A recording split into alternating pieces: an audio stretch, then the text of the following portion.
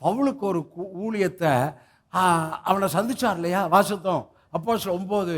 அவன் கண்ணு என்ன ஆகி போச்சு? குருடாகி போச்சு. 3 நாள் அனனியா என்ற தீர்க்கதரிசியை அனுப்புகிறான். அவன் கையை வச்சோன அவன் கண்களில் இருந்து செதில் விழுந்தது. செதில் தான் நியாயப்பிரமாணம், வைராக்கியம். அந்த அப்போஸ்தலர் 9 பார்க்குறோம் இல்லையா? அடித்து துன்பப்படுத்தி மறுபடியும் தமஸ்குக்கு போகிறாரு. ஏன்னா செதில் இருக்கு. செதில் ஞானஸ்நானம் அடுத்தோன்னே செதில் விழுந்துருச்சு. அவன் பார்வை அடைந்தான். என்ன பார்வை? இயேசுவை குறித்த பார்வை. தாமதமின்றி இயேசுவை கிறிஸ்து என்று பிரசங்கித்தான். தாமதமின்றி இயேசுவின் நாமத்தை பிரசங்கித்தான். அப்ப நமக்கு பார்வை இயேசுவின் பார்வை. 1 யோவான் 3. இப்போ நான் வாயிலே சொல்றேன். இப்போது நாம் பிள்ளைகளாக இருக்கிறோம், இனி எவ்விதமாய் இருக்கோம் என்று அறியவில்லை. ஆகிலும் அவர் இருக்கிற வண்ணமாய் அவரை பார்ப்பதினார். நான் இந்த உலகத்தில் ஒளியா இருக்கிறேன் என்று சொல்லிதான் அவன் கண்களில் சேற்ற பூசி சிலோவாம் குளத்தில் போய் கழுவி. சிலோவாம் என்றால் அனுப்பப்பட்டவன். அனுப்பப்பட்டவருடைய வார்த்தையை பேச பேச நாம் கழுவப்படுகிறோம்.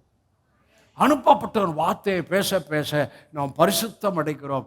போய் கழுவு. சீலவம் குளத்தில் போய் கழுவு.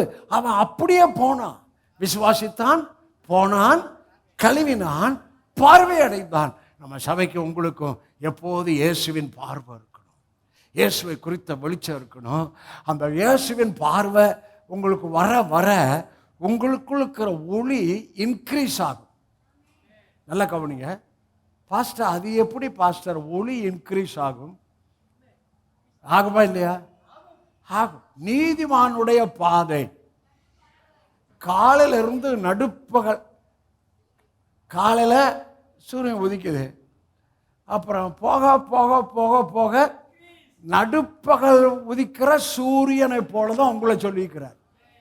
நீதிமானுடைய பாதை நடுப்பகலில் உதிக்கிற சூரிய வெளிச்சத்தை போல் இருக்கும்.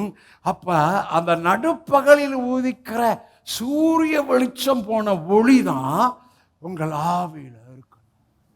எவ்வளவு அவர் அறிகிறோமோ, எவ்வளவு புரிகிறோமோ, அந்த வெளிச்சம் வந்துட்டாவே நீங்க பயப்படவே மாட்டீங்க. என்ன வந்தாலும் பயம் வராது. பூரண அன்பு பயத்தை புறம்பே தள்ளும்.